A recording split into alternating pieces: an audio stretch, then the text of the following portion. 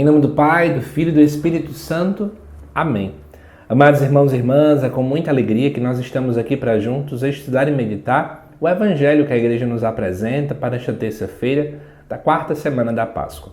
O texto de hoje se encontra lá em João, capítulo 10, versículos de 22 até o 30, que nos diz assim: Celebrava-se em Jerusalém a festa da dedicação do templo. Era inverno. Jesus passeava pelo templo no pórtico de Salomão. Os judeus rodeavam-no e disseram: Até quando nos deixarás em dúvidas? Se tu és o Messias, dize-nos abertamente. Jesus respondeu: Já vos disse, mas vós não acreditais. As obras que eu faço em nome do meu Pai dão testemunho de mim. Vós, porém, não acreditais porque sois das minhas ovelhas, porque não sois das minhas ovelhas. As minhas ovelhas escutam a minha voz e eu as conheço e elas me seguem. Eu dou-lhes a vida e elas jamais se perderão. E ninguém vai arrancá-las de minha mão. Meu Pai que me deu essas ovelhas é maior que todos, e ninguém pode arrebatá-las da mão do meu Pai. Eu e o Pai somos um. Amados irmãos e irmãs, eu vou explicar para vocês o que estava acontecendo aqui dentro, né? Quando eu comecei a estudar a Bíblia, eu lembro que eu tinha muita dúvida do porquê que os judeus não acreditavam que Jesus era o Messias. Ora, ele não fazia milagre, ora ele não fazia isso e aquilo, né? Mas a gente tem que voltar no tempo e entender que na época de Jesus, muita gente se dizia Messias. Né? O que era o Messias? Messias, essa palavra, ela significa o ungido, o enviado de Deus. Tudo isso porque lá no Antigo Testamento vão existir profecias que vão falar de um certo Messias que vai surgir um dia.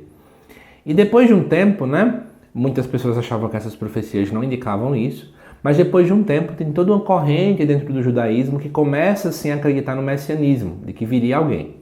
Então, quer queira, quer não, sempre que aparecia alguém muito famoso, alguém que falava bonito, alguém que fazia isso, aquilo, outro, as pessoas começavam a supor que era o Messias.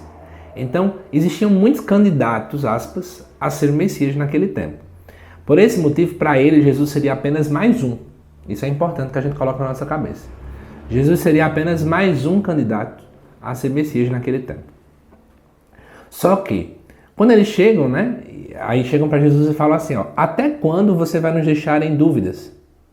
Diga-nos abertamente que você é o Messias. Aí Jesus dá uma tapa na cara deles para dizer o seguinte: olha, tudo que eu digo, o que eu faço, aponta sobre quem eu sou. São vocês que são cegos. Vamos pensar um pouco então para a gente entender, né? Estamos no Evangelho de João, então vamos lá para o Evangelho de João. Bodas de Caná. Jesus transforma a água em vinho. Mas aquela água estava ali em 6 potes de pedra, 6 é imperfeito. E, obviamente, o vinho simboliza alegria. Então, nós estamos vendo uma religião imperfeita que não tem mais alegria, que vive apenas de regras por regras e ponto final, somente isso. Jesus quer trazer a nova aliança. Isso aponta para isso, mas ninguém está vendo. Jesus chega para um homem judeu, que no caso era a figura de Nicodemos, e Jesus diz: é preciso que você possa nascer de novo. Ora, Jesus está falando, é preciso que vocês nasçam da água e do Espírito, mas ninguém quer entender. Jesus chega para a samaritana e fala: eu tenho sede. Mas todo mundo acha, assim como ela também achou, que era sede de água, mas Jesus tem sede do povo. Jesus faz a multiplicação dos pães, mostrando que Ele é o próprio Deus, no sentido de que Deus enviou o maná, agora Ele vai dar a comida que sacia a todos e que inclusive sobra para aquelas pessoas, mas o povo só foca no milagre. Não é à toa que depois o povo procura Jesus e quer segui-lo apenas pelos milagres e não por quem Ele é. Resumindo a história, tudo que Jesus fez apontava que Ele era o Messias, mas ninguém queria ouvir, ninguém queria acreditar. Esse é o grande problema. Amados irmãos e irmãs, ainda hoje também, muitas vezes somos assim. Eu já escutei gente que fala isso, né? Senhor, prova que tu está me escutando. Jesus, me mostra que o Senhor está no controle da minha vida. Ele não precisa mostrar, porque Ele já está no controle. Pare de ficar brincando com Jesus como se você estivesse num jogo que Ele tem que te obedecer. Ele é que é Deus, a gente não é Deus, não.